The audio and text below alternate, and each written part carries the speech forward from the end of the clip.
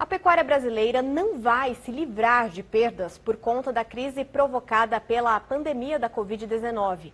Mas enquanto nos outros setores da economia a situação aponta para prejuízos devastadores, as previsões para a atividade indicam que o fazendeiro brasileiro está suficientemente preparado para superar os impactos da doença no seu mercado.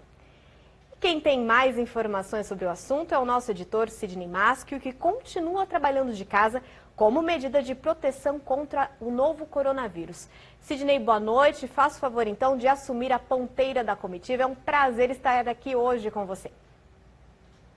Muito obrigado, Carol. Boa noite para você. Seja muito bem-vinda aqui no nosso programa. E um grande abraço para os nossos companheiros boiadeiros e nossas companheiras boiadeiras do Brasil inteiro, que estão aí na frente da televisão, escutando a nossa falação, né? Eu já estou aqui amontado no meu alazão tostado, pronto e ajaezado para ganhar chão do sertão, né? E vencer mais uma jornada na nossa empreitada noticiarista e novidadeira de todo o dia. Mas um dos principais motivos, né, dessa condição relativamente favorável que o pecuarista brasileiro está tendo aí no enfrentamento das consequências dos efeitos, né, da pandemia de Covid-19, é justamente o ganho de produtividade expressivo que a atividade vem ganhando aí ao longo dos últimos anos, né? Pois então, para adquirir mais informação e saber qual é o caso que está sendo passado nesse eito, né, a gente convidou para a nossa entrevista do dia o engenheiro agrônomo Maurício Palma Nogueira, que é diretor da consultoria Atenaga, que vai conversar agora com os companheiros boiadeiros do Brasil inteiro, falando ao vivo pelo computador, aqui mesmo da cidade de São Paulo. Maurício, muito obrigado pela sua presença. A comitiva tem mais uma vez uma grande satisfação de receber você aqui no nosso arranchamento eletrônico e internetico. Seja muito bem-vindo. Muito obrigado, Sidney. É sempre um prazer estar aí com vocês, mesmo que distante, né, de longe, mas estamos juntos aí. Estamos juntos. Maurício, que medida a gente tem, né, para saber o tamanho que foi o ganho de produtividade da pecuária brasileira nos últimos anos? Bom, Sidney, a gente usa uma metodologia com base em todos os dados que tem disponíveis, né? A gente gosta de cruzar todas as informações e interpreta e vai vendo o que tem de coerência entre uma e outra, né? E aí a gente estabelece uma curva de evolução da área de pastagens que vai se comunicar com os dados do INPE de desmatamento, vai se comunicar com os dados da Conab de aumento de área de agricultura. Nós vamos ponderar censo e pesquisa pecuária, pesquisa agrícola. Então, nós vamos trabalhar com as fontes disponíveis e calcular quanto de carne é produzida pela área de pastagens, né? E, evidentemente, a gente também considera alguma área para produção de grãos que entram no confinamento ou nas nutrições a pasto, né? Na suplementação a pasto. Dessa forma, a gente consegue identificar que de 1990 até hoje a gente teve um salto aí de produtividade de 1,5 arroba por hectare para cerca de 4,8 arrobas por hectare, 4,5, né? Parece muito, é muito, na verdade, mas a gente ainda tem uma produtividade muito baixa, né? Essa produtividade atual da média da pecuária, ela é 30% do que a gente consegue identificar no Rally da Pecuária, por exemplo. Então, a gente ainda tem muito para andar.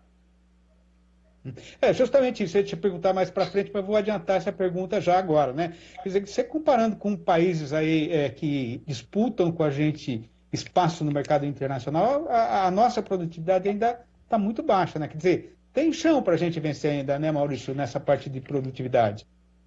Olha, Sidney, aí que está uma informação bem interessante. Obrigado por ter tocado. Quando a gente compara a produtividade zootécnica, né, o desempenho do animal, de fato, a gente está muito aquém de outros países. Mas quando a gente considera a área de pasto, o Brasil está na frente. Aí a gente vai perder para alguns países europeus, né? Alemanha, França, Irlanda. Lá eles confinam muito e tem uma área pequena. Mas quando a gente considera, por exemplo, a cria nos Estados Unidos, feita em regiões desérticas, ou lá na Austrália, aí o Brasil é mais produtivo por área do que Estados Unidos e Austrália, né? Nós vamos ter uma confusão com os dados da Índia, né, que a gente sempre tem dúvida, mas provavelmente o Brasil é mais produtivo do que a Índia. E, então, por área, nós estamos na frente dos nossos concorrentes. Em termos zootécnicos, aí a gente perde para a Austrália, Estados Unidos, Europa e ganha da Índia. Agora, com o aumento da produtividade da pecuária brasileira, Maurício, o que aconteceu com a área que a atividade ocupa? Bom, nós temos uma área que é muito bem identificada, que ela foi repassada para a agricultura, né? Inclusive, nós temos uma dificuldade metodológica quando a gente quer comparar o que está em integração. Como é que nós vamos considerar isso? Como agricultura ou como pastagem, né?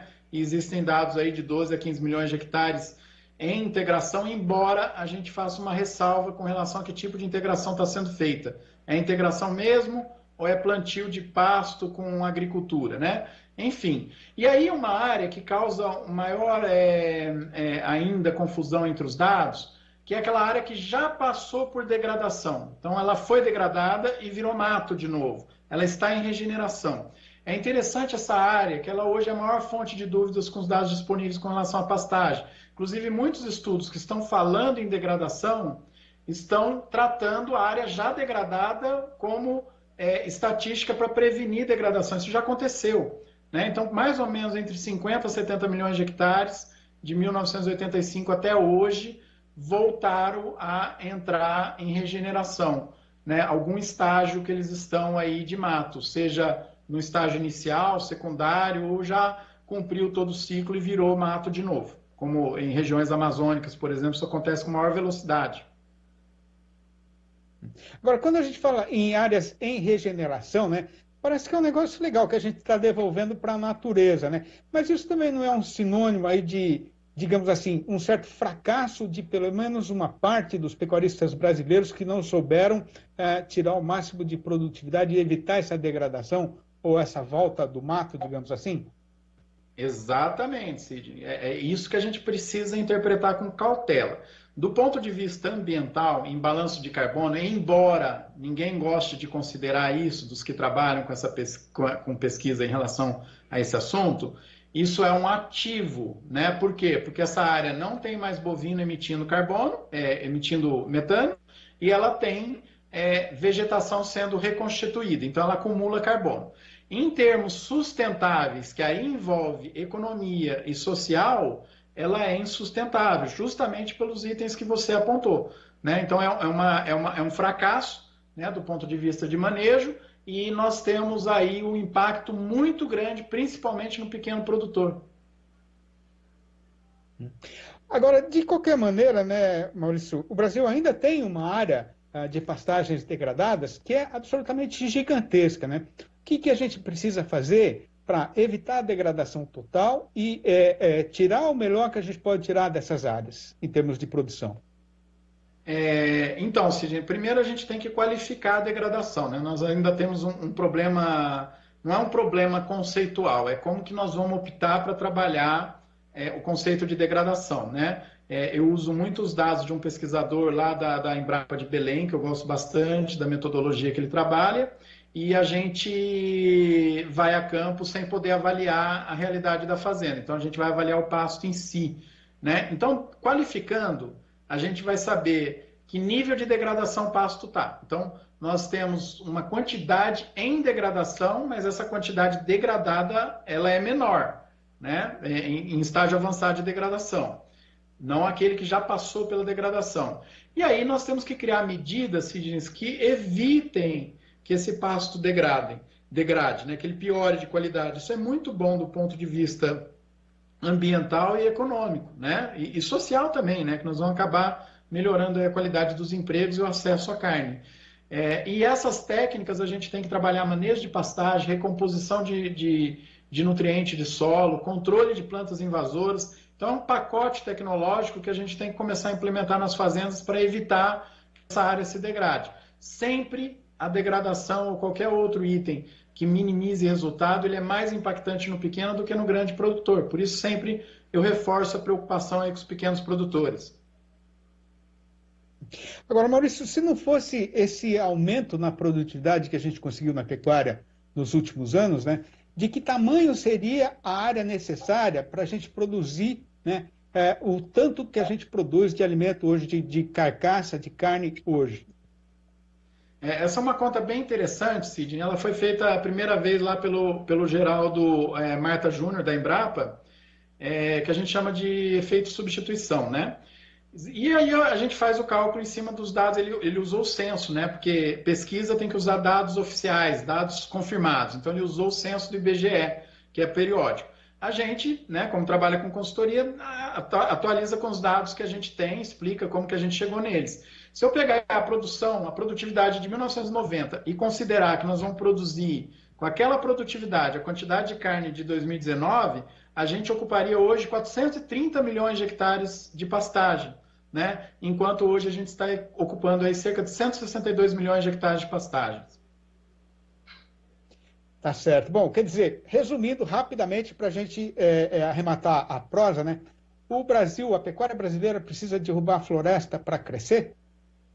De jeito nenhum. Pelo contrário, a gente tem um grupo discutindo desmatamento zero, nós estamos falando de desmatamento negativo.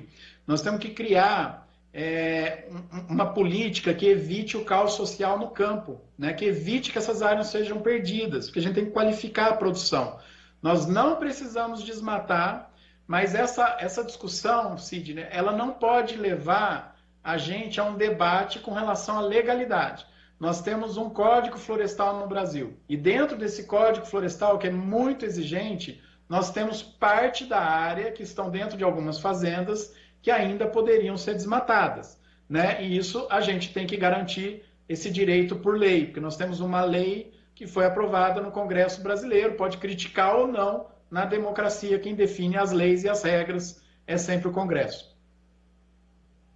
Tá certo. É isso, de acordo com a lei, dentro daquilo que está estabelecido, e aí está tudo bem. Maurício, eu queria agradecer demais a sua participação, mais uma vez aqui no programa, você que é nosso parceiro desde o comecinho, que a gente começou a sentar os alicerces do rancho. Então, voltamos, evidentemente, acompanhando essa situação, a evolução dessa situação, e voltamos a falar em breve. Muito obrigado, até a próxima, Maurício. Eu que agradeço, Sidney, é sempre um prazer estar aí com vocês. Um forte abraço a todos aí. Tá certo. Até a próxima.